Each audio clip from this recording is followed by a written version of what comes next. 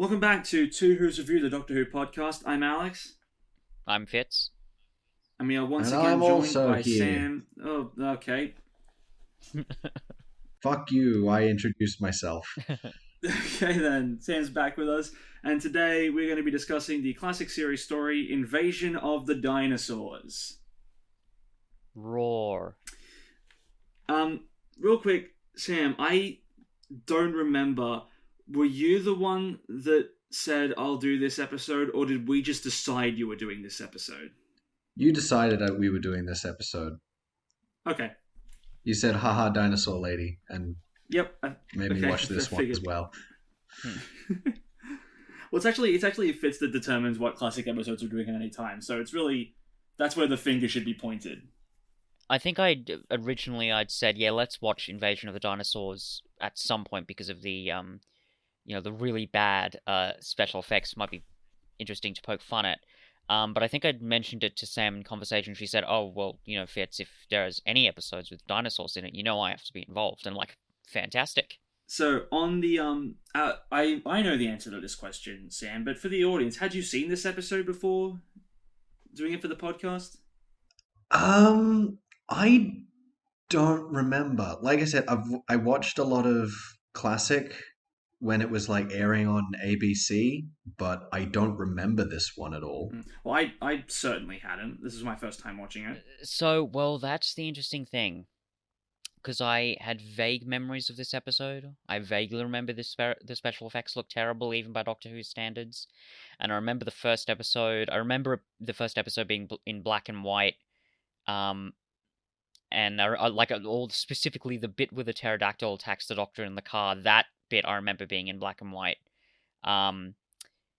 But surprisingly, before I watched this episode, I'd forgotten most of it.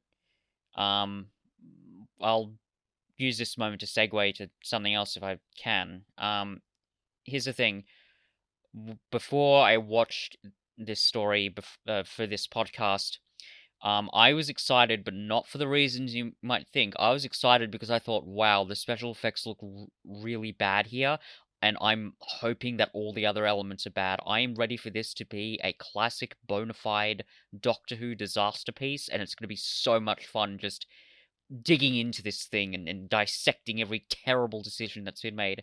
But I am very, very happy to say that not only was this episode not bad, if you ignore the special effects, this is a really, really, really solid Doctor Who episode.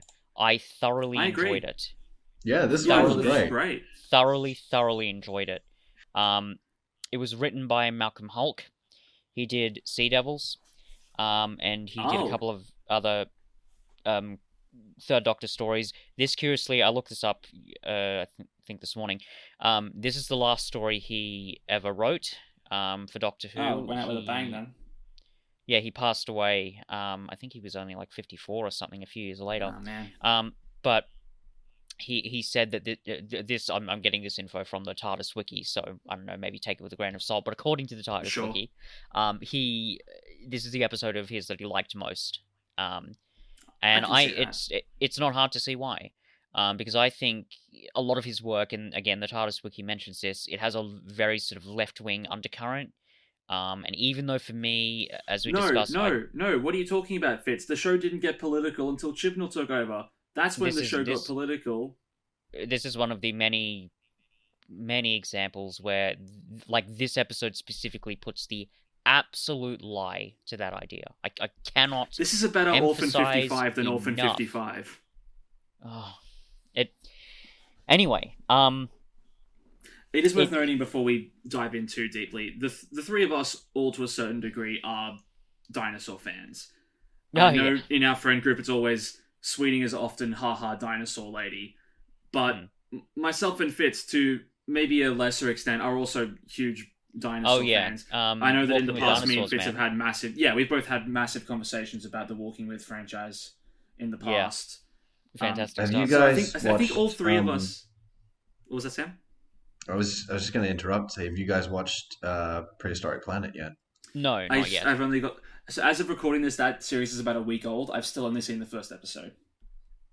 It's really good. Yeah, I liked the I'll first have to take a episode. look at it. So I think the three of us were all, to us two varying degrees, gearing up to go, oh man, how scientifically inaccurate are these depictions going to be? Yeah. And they are, I think, not just with the way the dinosaurs look, but other things that are said, I like think the the doctor says, scaling is... like the doctor says, oh, it's the most fearsome predator to ever exist. I'm like, I don't know, Nope. Doctor. Have you ever heard of Lipluridin? Ever heard of that guy? So, Well, Fitz, hmm. the Walking with Leopleurodon is massively overrated. The actual animal is like 5 meters long at most. Ah, Yeah, fair enough. that is a massively overstated size. I think, yeah, I guess that So, makes sense. I think it's just egg because, on your face, my well, man. dinosaur egg on my face. And I must admit, throughout this episode, I'm probably going to be saying this a lot. You know, Sam, I defer to your dinosaur knowledge. It's far greater than I think mine or Cuff's is. So We'll fair likely enough. take a segment What year in the did this middle. episode come out? It's 1974. 74. Yeah. Yeah. Honestly, for the time, it's not terrible. Like, Yeah. obviously, we now know Yeah. a lot more, and we can see how inaccurate most of the stuff is. But Yeah. like, there were little details I noticed, like what was an example? I was excited to hear the doctor use the word pterodactyl. Yeah. When he pointed out that they went extinct 65 million years ago, even though now we think it's closer to 66, but whatever. Well, it ticked over since 1974. There was a certain point in late 2015 that scientists went, and now it's 66 million. Yeah, there you go. Yeah. They've had their birthday. It'd be interesting to see if, like, or not see, but like find out if like the how much homework the writer did into dinosaurs and what the science at the time said about everything. It would be. I'll tell you what, if I ever get my hands on like a physical copy of this episode that has special features, which because they often have making ofs, and I ever find out, I'm definitely gonna bring it up on this podcast. I'll do my best. But I think they would have tried to have a basic level of scientific accuracy, because I think since Kit Pedler came along when the Cybermen came about at the end of the first Doctor's run, I think they've always tried to have a scientific advisor.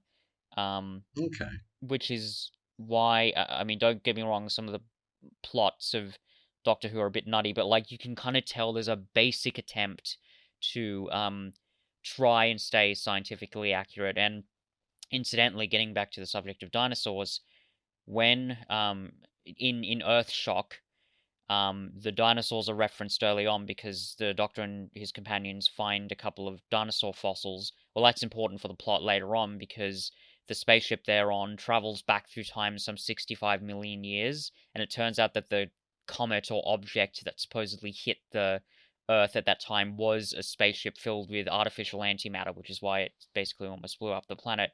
But that, I think, makes sense in terms of scientific accuracy because I'm pretty sure and again, Sam, I defer to your knowledge on this, but I'm pretty sure the idea of the dinosaurs becoming extinct via, a comet or something, that only really became mostly accepted in I think 1980.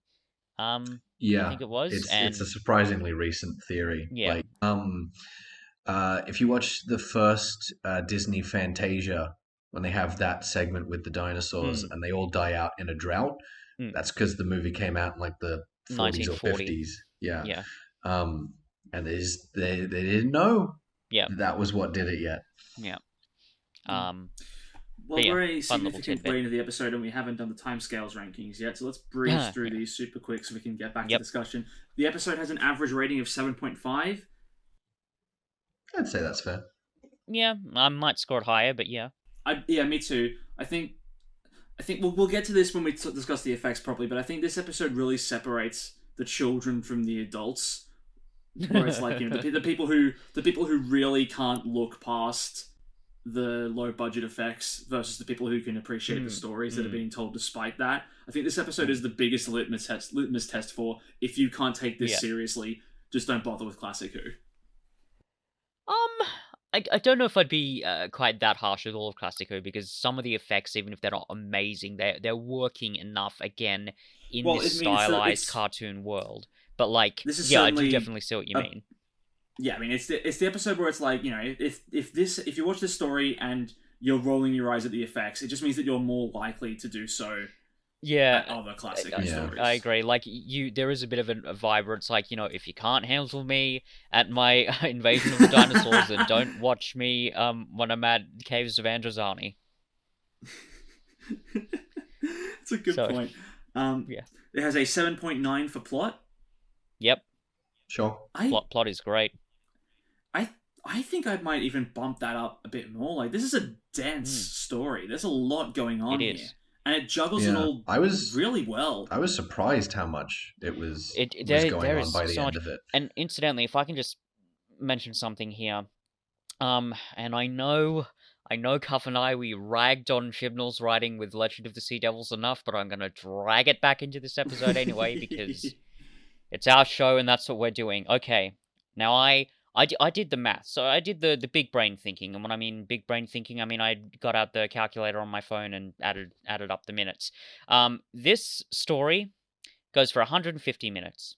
I'm pretty certain that Legend of the Sea Devils is at most a third of that length, and the plot of this massive 6-part story with really serious, pretty intense themes, the plot of it is way more comprehensible and way clearer to me than anything in Legend of the Sea Devils. And I have to just sit back and think, what happened? And I know, Cuff, I think we talked about this in Legend of the Sea Devils.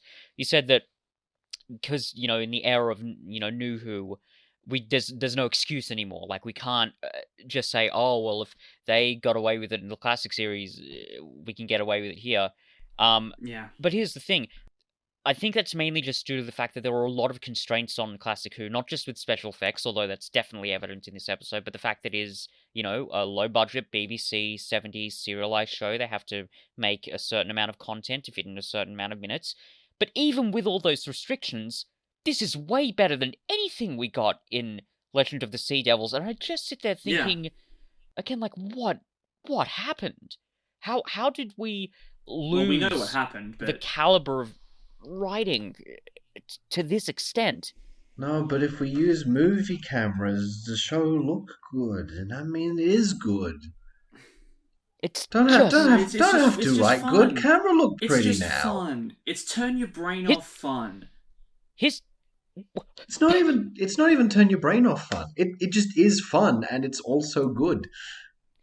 But yeah, it's so frustrating, and I think this proves something about storytelling more broadly. This episode specifically, I mean, this isn't true for all stories, because I love, you know, plenty of different movies that have a very weak plot. That's just the style of them. Horror movies, for example, often have weak plots, not all the time, but they often do. But there is a specific type of story that Doctor Who is clearly trying to pull off in really every episode, where it's basic, classic Aristotelian storytelling. Character wants something, character goes after that thing, they, you know, go over obstacles and finally get that thing, and the plot is the most important element. Well, this episode proves that idea right, because the effects may be terrible, but if you've got a solid story, just run with it, because it absolutely works. Compare that to Legend of the Sea Devils, where the special effects are pretty good. Terrible story. Mostly forgettable.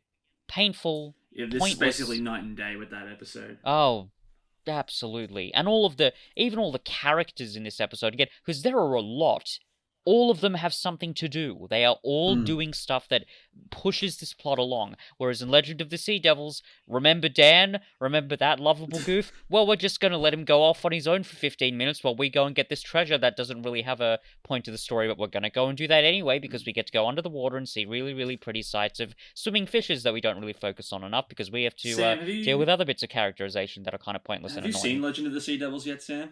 No, like I said, I haven't seen anything past Timeless Child. Yeah, cool. So this is good for you. This is all great to hear out of context, huh?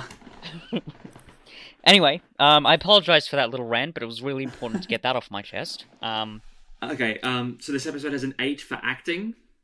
Yeah. Yeah, the performances are really good. I love John Pertwee's performance in this episode, and Nicholas Courtney too. Is good fun. I feel there are other doctors that are more underrated, but John Pertwee's like maybe in the middle range of like at least modern day appreciation. Yeah, I agree. Yeah. He was pretty popular at the time. He was the second. I think he might actually be the second longest. Maybe I'd believe that. Maybe tied with Capaldi for second longest running Doctor in the show. It wouldn't be Capaldi. Would it be Smith? No. Basically, Tennant, Capaldi, and Smith basically all held the title for roughly the same amount of time. Yeah, about 3 years. About 4 years. Yeah, so yeah, and it was they each had 3 seasons and a handful of specials, so they each had it for about 4 years. Whereas I checked this, I'm pretty sure Pertwee's has 5 seasons, so yeah, so he's second longest. And it's not hard to see why. He's just great in this episode, and I'd actually kind of forgotten how interesting and how funny, how unbelievably funny both his performance and also the writing is. There are so many great little bits here. Well, my favorite is when he's working on the device, I think the first time, and the people keep coming in and talking to him, so he then locks the door, and then the Brigadier comes in from the other side, and he does the big, oh my god! And then he's got his hands on his head like he's having a, I don't know, some weird episode. It's so funny. There's a bit in the first episode where they've been arrested, and he's like, all right, we need to cause a diversion. Oi, it was you what grasped on us. I ain't no grass, fuck you. Or and just get into a punch up. Or when he's taking the mug shot, like it goes back to something you mentioned before, Cuff, in the Sea Devils. This is just a classic case of not just the Doctor generally, but John Pertwee's Doctor specifically just messing with people. He just doesn't give a shit. And it's so funny. He's like, oh, okay, the military's going to arrest me? Whatever. I know the Brigadier. This and even then later on, smoothed over and eventually. When he's driving in the car and he's pretending to be someone else, he's putting on this fake Cockney accent, which is so in contrast to his normal accent. And incidentally, there's one thing that I should have mentioned with the Sea Devils that I didn't, but I love that little bit where he's talking on the radio and he's like, yes, this is Bravo, Bravo, Tango. And I'm like... It's so funny. I love it so much, and it's here. Yeah. And I think again, the more we watch of Classic Who, the more I'm convinced John Pertwee's my favorite classic Doctor. Yeah, I can. That's fair, honestly. Because we haven't gotten to check out every classic Doctor yet, but this is the first classic Doctor we've seen twice in our rewatches, and again, like every time I see him, I'm just like, I love you. Yeah. You are incredible. You are the man, John Pertwee. You are awesome. Well, like he's this weird anomaly because like every other Doctor is like he obviously knows all this stuff, genius scientist and everything. John Pertwee straight up has like magic powers. Like he's got his like his kung fu stuff. Yeah, his Venusian kung fu. He's like, hey! Like every time that showed up, I was just like, yeah. Yeah, this is dumb and weird and it makes no sense, but I love it. I don't care. Oh, it's great. He loves to tinker around with machines. He's like always doing that even more than other Doctors. I think it was like the 4th or 5th episode of this one where he just has that space car for like 4 minutes. No, that was the third episode. I forgot about that. I think I read that was such a bizarre thing because it's there, and then later on he has to steal a unit jeep. It's like, well, where is that car that is apparently very fast that would make it very easy for you to evade? He drives it from Where'd one scene to the next, gets out, and you never see it again. Love it. I'm quite sure. I think I read that this was the first appearance of the Whomobile, and I think it shows up again in a couple of other stories. But it is Sorry? That vehicle is going to show up again in the future? I think so, yeah, from memory. Fuck yes! It does. And it's such an interesting contrast, because normally the Third Doctor, the famous car that he drives is Bessie, the little old-fashioned yellow he goes from car. He goes from Brom to this. Yeah, he goes from Brom to Whomobile. Which is so funny, and it's such a great 70s Doctor Who thing to do, just to go, yep, here's this weird thing that basically looks like a sci-fi ship running along the ground, and no one's going to question it. That's just a unit thing. And it's such a 70s design. Again, it just kind of speaks to the Third Doctor's brazenness. He does not give a shit. It's like, oh yeah, Horatio Nelson's my best friend. Oh yeah, the Vandals, they weren't that bad of people, and I'm going to drive this car now, because fuck it, who cares? Well, actually, bringing up the style is a good segue into the fact that this episode has a 5.6 rating for effects. I'm astonished it's that high. Well, here's the thing. Obviously, the dinosaur models clearly look like they're made of paper mache. Yeah, they look like big rubber toys. They don't do a bad job utilizing them. Like, the minis, for the most part, look really good. And there's a moment, I think it's the episode 2 cliffhanger, where you can see drool coming out of the Tyrannosaurus's mouth. And I was like, holy shit, this is contrast. This is both amazing and terrible at the same time. Yeah. It's a very sort of physical kind of image. And I'm actually really glad, Sam, that we've got you in on this, because you and I mean, I'm not sure how much of it you've seen, but you and I, on some level, are fans of 60s, 70s Godzilla. So that use of practical effects, I was kind of having some Godzilla flashbacks here. Now, granted, I do believe that the effects are worse here than in most of Godzilla's films, and obviously there's the style of the 70s Godzilla films is so over the top and so stylized, more so than Doctor Who, so that they can get away with that kind of fakery. I mean, for God's sake, there's a scene in Godzilla vs. Hedorah, which is a movie from 1972. There's literally a scene in that movie where Godzilla is flying backwards through the sky, propelled by his atomic breath. And as stylized as Doctor Who is, can't really get away with something that batshit insane.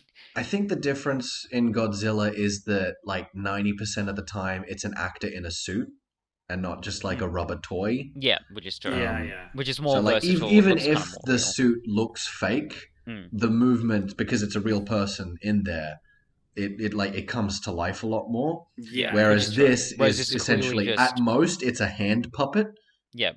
Which is why the best, in terms of special effects shots, the best one is when you see the pterodactyl's head coming through the window of the car, which you can clearly tell has got someone with a hand inside it. But it actually looks fairly convincing, looks nice and vicious, and it's got energy, and so... I think for what presumably the budget they had, for the time it came out, for what they knew about dinosaurs from a scientific perspective, and just taking into account how all of classic Who is really campy, and it all has this sort of low tech charm to it. Yep. I think they look fine. Yeah, I don't think they're terrible. I mean, I think the moments when it stands out the most is whenever they're using green screen at the same time. Oh yeah. Yeah, when you're like a dinosaur and a person in the same shot, it stands out a bit more. But again, although I did like the bit where they where the Brigadier and the Doctor drive under the Brontosaurus. That was kind of fun. That looks fine, yeah. I also just appreciated the moment when the two unit soldiers are firing at the Tyrannosaurus, but they've clearly come to the green screen in a way where they're now just aiming way off to the left of the Tyrannosaurus. Yeah. It's clearly not aiming at the T-Rex at all. So the episode has a 7.5 for replay value. Yeah. This is great. Yeah, sure. I would happily watch this again, and I'm not sure if it would be... Here's the thing. I'm not sure if it would be better or worse on a rewatch, because for quite a lot of this story, what it has going for it is the intrigue. Yeah, that's true. And they do a good job with that from the start. Like, it sets you up with what happened to everyone in London. Then it sets you up with why are there dinosaurs here. And then, in the middle of the story, it throws you a completely out of left field and goes, why is Sarah Jane in space now? Yeah. It keeps adding more and more intrigue to it. And it does it really well. This is the thing I specifically wanted to make a point of discussing. And it's that I think this first episode is almost perfect. And if it weren't for one scene that you could just remove, it would be. Fair. Honestly, it's pretty good. Yeah, that first episode. First off, the thing I noticed was that in the first episode, the title just says Invasion. Yeah, it just says and Invasion. then every subsequent one says Of the Dinosaurs. Yeah, and they did that. So that was a fun too. detail. Yeah, obviously. Yeah, which is very funny. Which plays into the thing I'm gonna talk about, because the mystery of it and the build up to it is done so well in that first episode, because like they arrive, London's empty, where is everyone? And then they see the looters and everyone's panicking and like, what are they so scared about? And then you see Unit and the Brigadier's like, we got to keep on top of these, there's chaos everywhere. And you have like that one scene of like, oh, they get attacked by a pterodactyl, but it's in a dark shed, so you can't really get a good look at what it was. And then they escape, they put in the truck and everything, and then at the end you see the T-Rex and you get the and like if it was that and you took out that one scene of the Unit guys shooting at the T-Rex and you just removed that from the episode entirely because it doesn't really add anything, that first episode would have ended on seeing the T-Rex for the first time. Yeah. And you're like, oh shit, it's dinosaurs. And that would have been a perfect episode.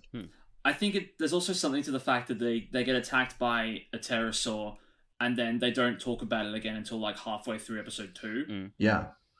It's like for the entire time that they're captured by Unit, they're still going, why is everyone not gone? And they're not going, what was that flying reptile that attacked us? Yeah. I just think that's an odd quirk of... Well, I think it was dark enough that they could have been just like, I guess it was just a bat. And they don't even reference that they don't even reference the attack. Like they don't reference that they got attacked by anything. They just carry on with their merry way. And I don't know. That was the one thing that stood out to me. But otherwise, it's amazingly well written. Yeah, it is like a weird hiccup, but at the same time, I'm like, I can forgive it in the context of what I wish the episode was, because that's like a little foreshadowing of like, what was that thing? Was that what I thought it was? And then you see the T-Rex, and you're like, oh shit. Well, the funny thing is, giving it that air of mystery, I think, helps the script quite a lot, especially in that first episode, because, and I know perhaps I mentioned this before, Cuff, but I'm a bit sensitive to dialogue, so purely, I think, because they have this mystery that they have to kind of keep a mystery, the dialogue works really well. They're not over-explaining it. We just know that there's a particular threat here. They're not going overboard, which I think is really great. It shows kind of a level of care. And I don't know how deliberate that was, whether it was just because, we've got to accommodate for this mystery, but it all really works for me. Well, there's something else I wanted to bring up, because I know we're still technically in the timescales portion of this episode, but we're going to be here the entire time. We're just in the middle of the discussion already. And also it's my turn now to bitch about Chibnall for a bit, but... The scene in, I think, episode 4, where the Doctor discovers the lift in the janitor's closet. Yeah. There's no dialogue at all. He just sees the guy use the lift and go down, and then he enters the lift and goes down. There's no dialogue in that scene, but it's evident what's going on. Yeah. And I could just so easily imagine the same scene, but it's Whittaker's Doctor, and when she opens up the closet to the janitor's thing, she says something like, wow, this janitor's closet is actually a lift. Let's go, fam squad. Well, my main thing is more about like the insane amount of exposition, telling, and expository dialogue. Like, hey, did you know what's happening on screen right now? It's happening on screen. Oh, the thing that's happening on screen is the thing that's happening on screen. We went into this quite a lot with Legend of the Sea Devils, but that episode is terrible for that sort of thing. And the ironic part is, again, the plot of Legend of the Sea Devils I still can't remember most of it. But the plot of this story is very nonsense. quick. I can't remember any of it. No, you haven't watched it yet. That was the joke. Thank you for explaining it, Jodie Whittaker. Anyway, no problem, fam. So yeah, this episode is it's on the lower end of Third Doctor stories in terms of overall ratings, which is interesting because it's interesting. Yeah, I don't know how it'll stack up. If this is a bad, like a lower Third Doctor episode, I'd be very curious to see what they think of other Third Doctor episodes. Yeah. And now, finally, let's read out the synopsis, now that we've basically already given it to you in its entirety. The Doctor and Sarah return to 20th century London to find it deserted. Initially arrested as looters, they are soon back with units. The Brigadier explains that central London has been evacuated due to the unexplained and random appearance of prehistoric monsters. The Doctor and Sarah discover that the monsters are being brought through time by two scientists, Whittaker and his henchman Butler, as part of a conspiracy to clear London of people. There's 4 more paragraphs. I'm just going to not read them because that is the synopsis. I guess that's the next big part of the story to talk about, is that the dinosaurs are kind of incidental. Yeah, well, that's the interesting. Well, it's sorry. Yeah, go ahead. It's an interesting factor of this episode because I was worried getting close to the end. I was like, okay, how is this all going to come together? You've got a lot of different elements here. You've got dinosaurs appearing in London, and then you've got an environmental eco-terrorist plan to send to, like, you know, and there's people on a spaceship and they're going to New Earth, and I was like, okay, careful, Classic Who. Episodes in the past have had a tendency to just kind of wrap everything up very, very quickly with no room for like a resolution after the fact. Are you going to do that here? What? No, you didn't. You actually brought all the story elements together in a really satisfying way where every element is explained by another and it all fits together like a perfect jigsaw puzzle. You actually did that? Holy shit, Chibnall, this is what you should be doing. Absolutely. It's very interesting that the dinosaur element, it's the hook. Yeah, I mean, granted, they don't, again, with these special effects, maybe they're not pulling it off quite as well as they want to, but that's the main draw here. But they're not super integral to the plot. It's not really about dinosaurs. It's about this. I mean, and granted, this isn't my area of expertise, but this weird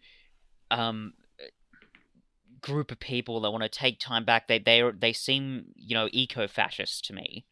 Yeah, basically using Thanos logic. It's the MCU villain of, I think that capitalism and pollution are bad, and so I've created the puppy murder machine.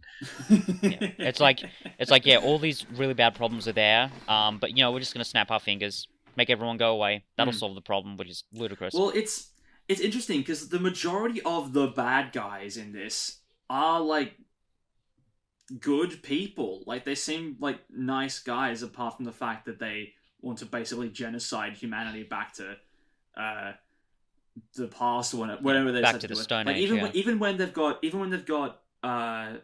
people like Sarah Jane / the Doctor captive. I think it's mainly Charles Grover, MP, that does this, and a bit of Whittaker as well. But a bit of Whittaker, and then a bit of what's his face?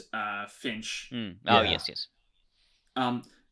Is Finch or Yates? I think I'm talking about Yates here. Yates is the unexpected betrayer. Yeah. And it all makes sense. But like, several of them are like, but especially Grover, when he's got Sarah Jane captured, and then he says something to the effect of like, "I hope that we will be friends after all this is over. I hope we can be friends in the future. I hope that you'll see that what I'm doing is a good thing." Yeah. And that is like, I found myself really sympathizing with him at times, because like he's got this worldview which he's not wrong about. And it's just so interesting to see. Like, he's MP for environmentalism or whatever it is, and he's heard about this scientist with a time machine or a time contraption device that can send things forward or back in time, and he's gone, I can help. Here's the solution, yeah. Well, that's the wonderful thing about this, was the theme. Now, I think, as I mentioned before, in the Sea Devils, I did have a problem with some of the thematic treatment of that episode, because I felt it wasn't quite sticking the landing in terms of what it was trying to say. But this episode is. When I got to the end of it, when it got to the bit where the doctor said the main problem, the main issue isn't just the pollution or the chemicals, it's the greed, I'm like, my god, yes, finally, they've done it. It's so fantastic. This is exactly what I wanted with the Sea Devils, and it's all coming together so the pollution wonderfully. isn't the problem; it's a symptom of the problem. Exactly. It's such a wonderful pushback against again, like not my area of expertise, but like this really sort of, I think it's an eco-fascist mentality that this group is representing, and the doctors are saying, no, we're not going to do that. Don't kill a bunch of people. Just try and fix these, let's be honest, sort of capitalist systems that are driving us into the ground. And I just, oh my god, I cannot tell you how satisfying that was just to get to that ending. I'm like, oh my, this episode genuinely is starting to become really great for me. And that was the ending. So, well, because that's the thing with eco-fascism is that like no matter how hard you go in on the eco part, the fascism part is still there. Yeah. Yes. And like absolutely. look at the spaceships in air quotes they had and who was on them. White people. All of them. Every single one. I don't think there was a single black, Asian, like Hispanic. Probably no gay people on there either. Like it was just like we're picking the best and brightest Britain has to offer, and we're deciding what that means. Yeah, that's a good point, actually. Yeah, which is true. But that sort of really kind of disturbing scorched earth policy, that it always only comes out one way, and it's terrible. Because the solution, because they always say like, oh, people are the problem, but like it's the specific type of people. If you catch my drift, wink, wink, nudge, nudge. Yeah. So yes, I think it always, even within that sort of own twisted logic, as you say, Sam, it always kind of comes out a bad way. Because who are they to decide? Who decides this? But it's really fantastic that Malcolm Hulke really not just tried, but just absolutely stuck the landing on these really complex, nuanced themes and demonstrated why I love Doctor Who, regardless of era, in the first place.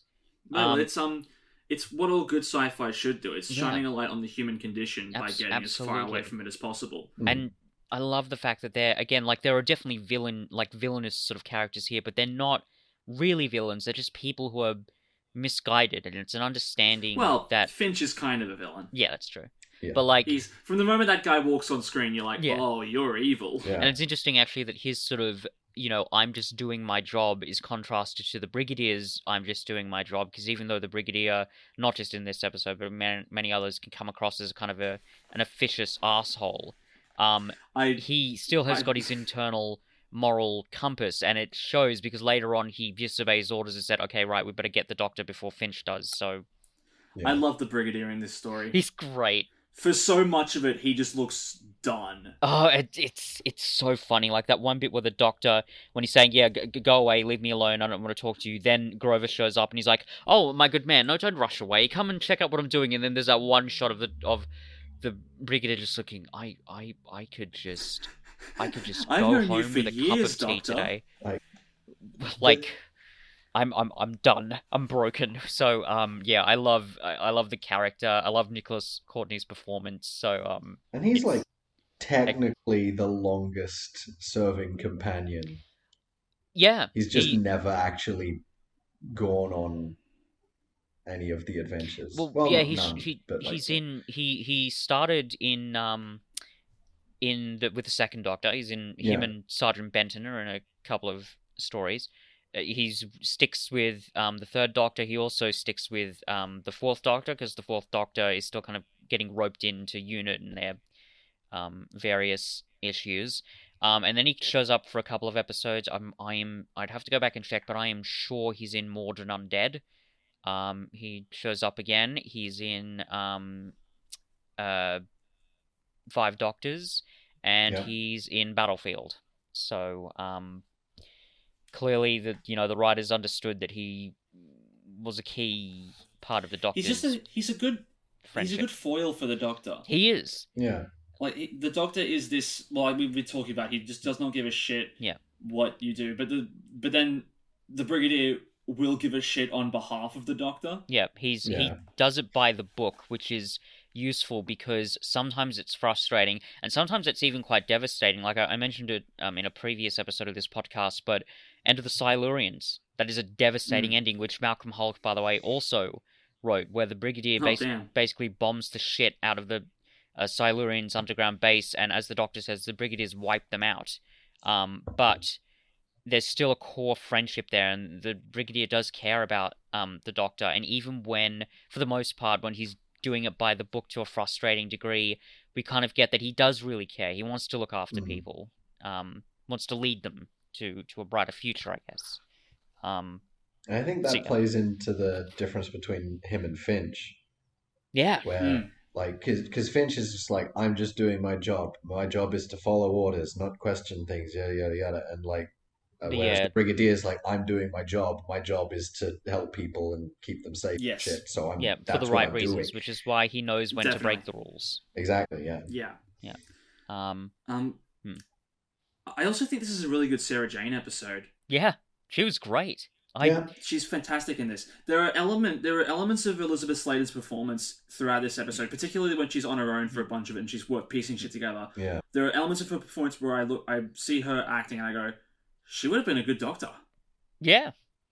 It makes sense that she, had her own show with the Sarah Jane Adventures. Because she's quite good. She's inquisitive. She wants to, she's solving all these problems. She's really helping get the plot along. And I have to say, it's kind of a shame, because, I've watched a fair bit of Classic Who, of course, but later on in the Tom Baker era, she kind of, unfortunately, I think, gets pushed to the sidelines a bit. Again, I'd have to go back and watch more Tom Baker era to really be sure, but, like, in episodes like the Sontaran Experiment, even Genesis of the Daleks, she gets pushed to become sort of an innocent bystander, which is such a shame, because she's so interesting here. I mean, even the way she leaves the show, he just drops her off. He's like, goodbye. Well, it's interesting that in the last episode of this, Sam, you mentioned that did your mum say that she was like whiny? Yeah, she never liked Sarah Jane. Yeah. Well, it's interesting, like hearing her called whiny, and I was like, yeah, I'd be whiny too. She spends 6 episodes here where no one listens to anything that she says, which is very funny. It's pretty justified. Yeah. But it is so, and I don't want to keep bringing up the fact that I hate Rose so much, but we're gonna see it in future Rose stories where when Rose is apart from the Doctor and she needs to help someone out, her first instinct is always, I've got a friend, he's called the Doctor, he can help you. And the only time it isn't that is when the Doctor has been physically captured by something. Like, that's only in Fear Her, where Rose actually, like, someone asks Rose for help and she doesn't immediately go, okay, the Doctor can help. Here, Sarah Jane is not with the Doctor for over half the story. Yeah. And she is such an active role. Yeah. She pushes the story forward. She's the one who figures most of this shit out. Yeah. She's the first person to suspect Grover. Yeah. She's the one that figures out about the underground tunnels. She's the one who does all the research and the legwork. Yeah. While the Doctor's just sitting in the garage tinkering with his thing. And she also has the wherewithal and the bravery to realize this isn't a real spaceship. I can open this airlock. Yeah. And she does. And she has and she doesn't for a second like hesitate or think, oh, but if I'm wrong, I die. She's sure of her convictions, and I'd be too. Yeah, she's awesome. It's great because, and they don't even need to say it. We just kind of internally know that her only choice at this point is either, even if they are on a spaceship, it's either stay with these nut jobs or die. Well, you know what? I think I'd rather not hang around with the space cult. Thank you. Fuck you, Madam Edith from Hello Hello. But yeah, no, she's great. Elizabeth Sladen's performance is wonderful. The writing of the character is really exciting. Yeah, it all works really well. So Yates, was he in other stories previous to this one? Yes, he was. He's like one of these sort of core unit members. I don't know how far his He referenced the the Green Green Death. Death, and he was in that. And I actually, again, I read sort of on the TARDIS wiki. This is an interesting bit of characterization. It's a continuation of his character from that episode, because that's the episode that really makes him sort of really jaded and kind of hateful of the world situation and wanting to be a revolutionary, because the story of the Green Death is basically it's evil corporation pumping chemicals into the earth. I'm pretty sure the chemicals are like radioactive, because what happens is the main monster like of makes this mutant flies and shit. it makes giant. The main monster of the story is giant maggots. Yeah, arachnids in the UK. Yeah, the giant. No, this was good. Oh no, this is way better. Way better. The maggots are the main monster, and one of them turns into a giant fly in the end. But that experience of seeing kind of the evils of greed, that's what pushed him to join this weird cult. Which is actually really great that Malcolm Hulke picked up on that, because I don't think Malcolm Hulke actually wrote the Green Death, so good attention to detail. Because that was the only thing I was wondering is if his characterization in this was significantly different from how he's been portrayed in the past. And it might make sense that 7 out of 58 people say that this story requires a previous. Maybe that's for Yates. Possibly. Yep. I'd say so. I think they make it pretty clear what his motivations are, but you mostly get that in the end, not from the beginning. Well, they also do a good bit of foreshadowing with it when he's like, the air's much cleaner out there. There's no cars about. Like, I saw a fox. Oh yeah, and then Sarah that means we should genocide. Yeah, and then Sarah Jane is feral like, animals are coming back. Nature is healing. Life finds a way. Well, yeah, no, but he works quite well as a character. I like him. I will give a small shout out to Peter Miles as Whittaker. Now he that actor is in 2 other Classic Who stories. He's in Doctor Who and the Silurians. He plays the main human baddie, who I think again is also kind of the head of another sort of evil corporation. And then in Genesis of the Daleks, he plays Nido, who's Davros' second in command. So he's clearly been typecast, but I think he's just. Does he play Whittaker in Doctor Who and the Silurians, or does he play a different character? Different character. All 3 times. Okay, because I was wondering. I was trying to think about like if Whittaker had been involved in some of the dodgy stuff in Doctor Who lore. That might have been why Sarah Jane has been able to go, oh, this guy. But no, it's just because she's a researcher and a journalist, but which also fits. Yeah, which it does. But yeah, so you can clearly tell he's been typecast, and he's got a really kind of villainous, even just his face, just a really villainous, cranky look about him. So it really works. It makes perfect sense that he would then again go on to play Davros's right-hand man, which is just kind of great. But yeah, I love his performance here too. Wouldn't it be Davros's left-hand man? Oh, yeah, that's a good point. Because Davros is too far to the right to have anyone on that side of him. Well, it's also because he's. Yeah, is it his right hand that's missing? I think it is. Yes, that was the other layer to the joke. Yes. I will say we've spent quite a lot of time praising this story. I do want to bring up my main criticism I have with it. Yeah, sure. So, for the most part, this story it does a good job of the rising action and the rising tension and all the suspense, and like it does a good job of setting up all the elements, and then it builds and it builds and it builds to the reveal of what's going on, and that's really satisfying. But that reveal comes either late episode 4 or early episode 5. But for the bulk of episode 5, there are 2 things that are happening. The Doctor's being chased around by units, and Sarah Jane has escaped the spaceship and is making her way through the complex, and then ends up back on the spaceship at a certain point anyway. Yeah. I feel like in that sense, this episode could probably have been a 5-part one instead of a 6-part one, because I don't think that all of that stuff in episode 5 is super necessary. It's not very necessary at all. Like where the characters end up by the end of that, and especially at the start of episode 6, they could have easily gotten there without all that stuff in the middle happening. And I think, again, though, it kind of speaks to what I mentioned earlier. This is, I think, just the constraints of Doctor Who. They were told, you got to write this story. It's got to be 6 episodes long, because that's how we've done it before. And if you have to pad it out, then so be it. But here's the thing: the downside to that is the first 4 episodes are an amazing job at building and building and building and building, and then it's all of a sudden a massive lull in episode 5. Yeah. So that when stuff starts happening again in season 6, they have to really work to get you back there. Yeah. And it didn't quite get there for me. So like for the most part of this story, I was super engaged. And I was all in, and I was, for much of it, I was like leaning forward in my chair. And then for a lot of episode 5, I kind of zoned out because it wasn't very good. I agree. I think my experience was I loved the first half, and I liked the second half. That didn't bother me hugely. I'm only kind of, now that you two have pointed out, I'm kind of realizing, oh yeah, actually, it kind of is a bit of a slump. But it didn't bother me terribly, and I'm not sure whether it's because I like the idea of the Doctor, being blamed for something and Unit kind of chasing after him. It's a nice, interesting kind of contrast and a conflict between him and Unit. You can do that story, but you don't. But then to have it be a 15-minute car chase, and then everything that's there is good and necessary. It's just the pacing kind of.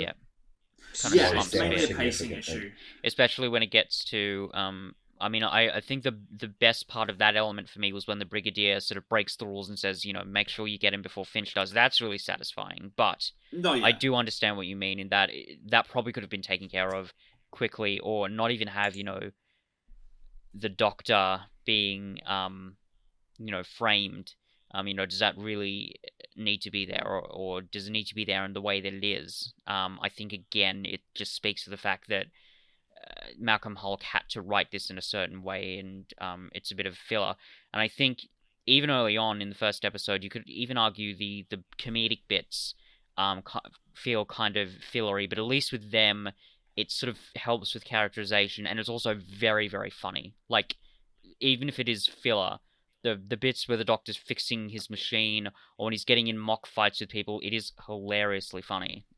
Whereas here, it's just kind of, oh yeah, Doctor's being blamed, and Sarah's doing something. Like, you could have done, the Doctor fake fights Benton, and then escapes, and then goes straight to the place where he needs to be. Yeah. Like, which is fair. And it's not. I get that it was a constraint of the time, but that doesn't make this story better for it.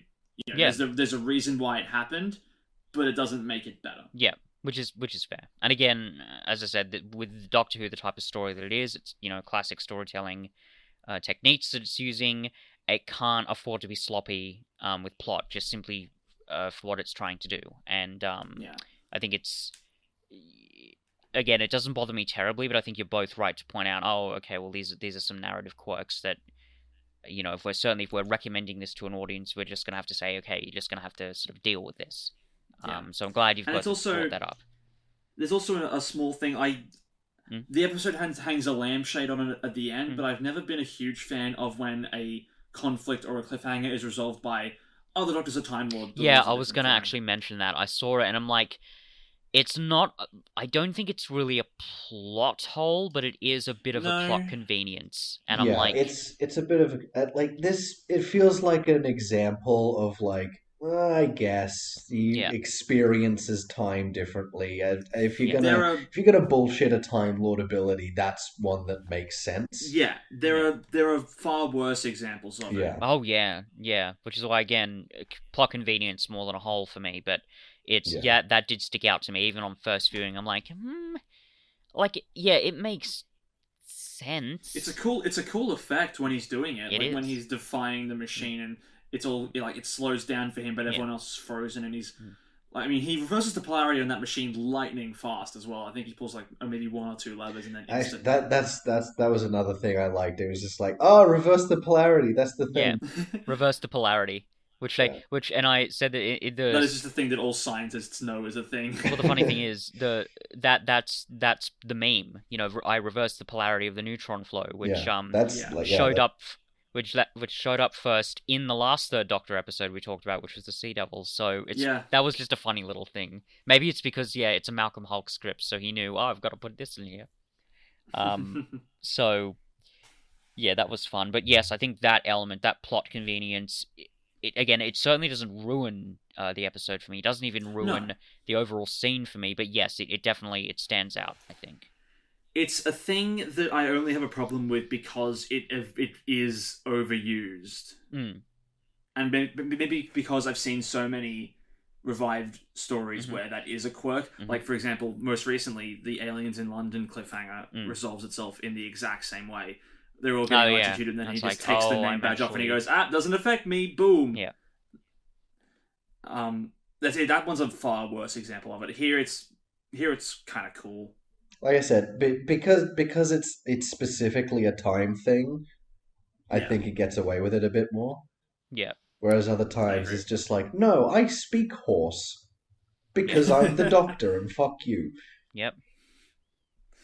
Makes sense. Wait a minute, Doctor. You're saying horse is a language? Then how come the TARDIS translation matrix doesn't kick in there? Also, are you implying that this horse is trans yet still using male pronouns?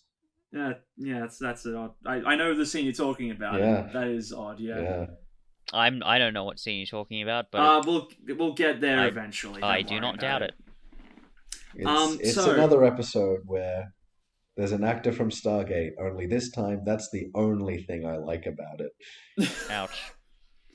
There are good things about that episode. It's not amazing overall, and I wouldn't even call it a good episode, but there are nuggets here and there. A Town Called Mercy is what we're talking about. All right. Yeah. So I assume this was one of Sarah Jane's first stories, right? Because they talk at the end about how she's finally back on Earth. I guess. I don't think so. Unless that's just referring to like a long stint of not on Earth adventures. I don't. You know what? Screw it. I'm gonna look this up because I'm already looking it up. Okay, don't worry about it. Yeah. Well, she came on after Joe Grant, yeah. Oh yeah, after the Green Death, because that was that's when she left. Yeah. So, however long it's been since then, I guess. Yeah. Okay, so her first story was The Time Warrior. Oh yes, of course. Yeah, that was It was only a year before. Yeah. So no, but it's a whole season, isn't it?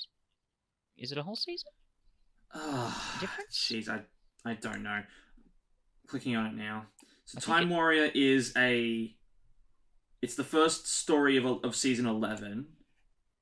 Okay, this is also season 11. So yeah, it's. So she gets this full. Sorry, this is her. Oh, it's only her second story then. This one? Oh, is it? Yeah, that's. Oh yeah, no, that makes sense. So very new. Yeah. Because I was going to bring this up because of the conversation that she has with the Doctor at the end. Yeah. Which is a very well written conversation. Where she's saying, "Well, I'm back on Earth now. I don't have to put up with your shit anymore, Doctor." Yeah, but look at all this cool shit you could do instead. Oh, incidentally, and I think we really should look at this episode for our next Third Doctor episode, whenever that is. Do you know what the episode is after this one? It's Death to the Daleks. Yeah. And I'm so excited to watch that episode. Oh my god. That should be great. Doesn't look very well received.